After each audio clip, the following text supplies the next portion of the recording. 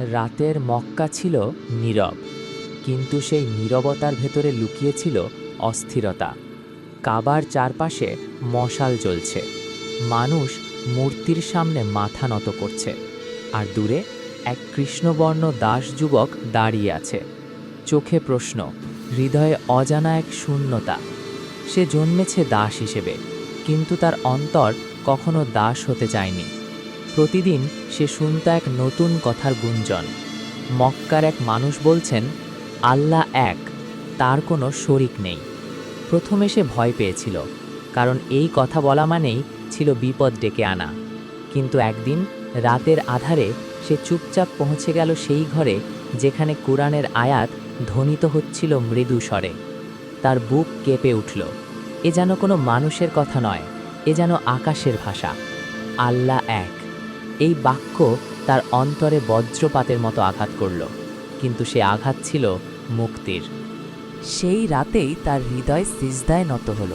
সে ইসলাম গ্রহণ করল, নীরবে কিন্তু দৃঢ়ভাবে। কিন্তু ভোর হলেই শুরু হলো ঝড়। তার মালিক জানতে পারল সব।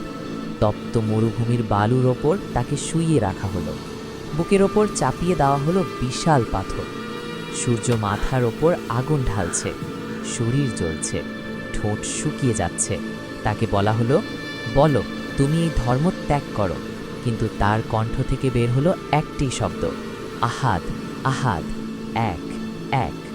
পাথর ভারী হচ্ছিল, কিন্তু তার ঈমান আরও ভারী হয়ে উঠছিল। মরুভূমির উত্তপ্ত বালুর সাক্ষী ছিল, এক দাসের শরীরকে শৃঙ্খলিত করা যায়, কিন্তু তার হৃদয়কে নয়।